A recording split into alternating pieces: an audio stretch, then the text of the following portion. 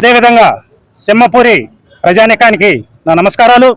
ఈరోజు పెద్దలు గౌరవనీయులు మంత్రివర్యులు నారాయణ సార్ గారి పుట్టినరోజు సందర్భంగా ఇక్కడికి మేమంతా కూడా రావటం జరిగింది.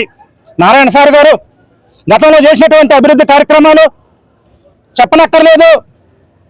గ్రామ స్థాయి నుంచి మండల స్థాయి నుంచి జిల్లా స్థాయి వరకు కూడా ఆయన చేసినటువంటి కార్యక్రమాలు అంతా ఇంత కాదు.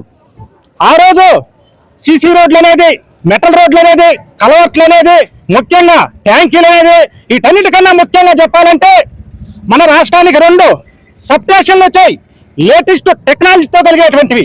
ఒకటి తిరుపతి, ఒకటి 16వ డివిజన్ ఆదిత్యనగర్కి ఆ రోజు రావడం జరిగింది. నారాయణ సార్ గారు 80% పూర్తి కార్యక్రమాలన్నీ కూడా చేస్తే 20% మీరు పూర్తి చేసుకోలేక 5 సంవత్సరాలు ఏ ముఖం పెట్టుకొని మళ్ళీ ప్రజలు లేకపోతామనే ఉద్దేశంతో మనకు అనేది అంతా కూడా తెలిసిందే.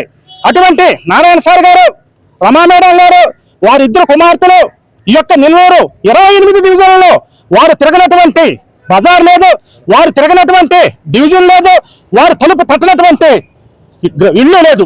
ఆ విధంగా వాళ్ళు కష్టపడి 73,440 రోడ్లతో గెలిపించడం జిల్లాలో ఉండేటటువంటి అందరూ కూడా సంతోషించారు. నారాయణ సార్కి ఆ మెజార్టీ అనేది ధర్మంగా ఇచ్చారు నెల్లూరు టౌన్లోని.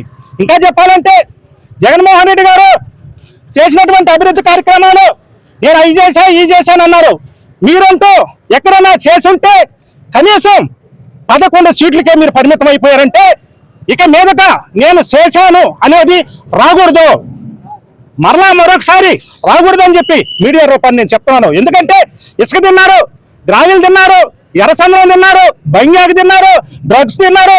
ఇంకా ముఖ్యంగా చెప్పాలంటే గవర్నమెంట్ స్థలాలు ఎక్కడెక్కడ ఉన్నాయో అన్ని కూడా శుభ్రం చేసినటువంటి ఘనత వైఎస్ఆర్ కాంగ్రెస్ పార్టీది, జగన్మోహన్ రెడ్డిది, ఆ రోజు ఉన్నటువంటి ఎమ్మెల్యేలది, ఎంపీలది, రాజ్యసభ సభ్యులది. ఇంకా ముఖ్యంగా చెప్పాలంటే మినిస్టర్లు మహానుభావులారా ఇక్కడ ఈ జిల్లా నుంచి కూడా మనం అంతా చూసాం. ఈ 5 సంవత్సరాలు జగన్మోహన్ రెడ్డి గారికి ఇచ్చినటువంటి మెజార్టీ 151 సీటు. అటువంటి 151 సీటు నీకు ఇస్తే రాగానే ఏం కూల్చారో నేను చెప్పనక్కర్లేదు. వచ్చిన తర్వాత నాయకుల్ని జైల్లో పెట్టారు, నాయకుల మీద కేసులు బనాయించారు, చిన్న తరగతి వాళ్ళ మీద లేకుండా చేసేసారు. అసలు గ్రామాల్లో కూడా లేకుండా కేసుల దెబ్బకు తట్టుకోలేక జైలు పాలయ్యి రాష్ట్రానికి రాష్ట్రం వెళ్ళి కూడా తలదాచుకున్నటువంటి రోజులు మనమంతా కూడా చూసాం.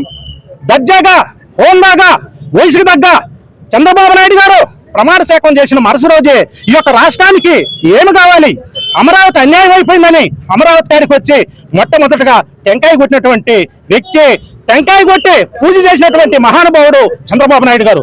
ఈ రోజు ఆ స్థాయిలో ఆ మెజార్టీ ఇచ్చారంటే నువ్వు దేనికి కోల్పోయావు ఒక్క తర్వాత తెలుసుకోవాలి. వచ్చే రాష్ట్రాలకే ఇంటి పన్ను పెంచావు, కుళాయి పన్ను పెంచావు, చెత్త పన్ను పెంచావు, ఇంకా చెప్పాలంటే గ్యాస్ పెంచావు, ఇంకా చెప్పాలంటే ఆర్టీసీ ఛార్జీలు పెంచావు, డీజిల్ పెంచావు, పెట్రోల్ పెంచావు.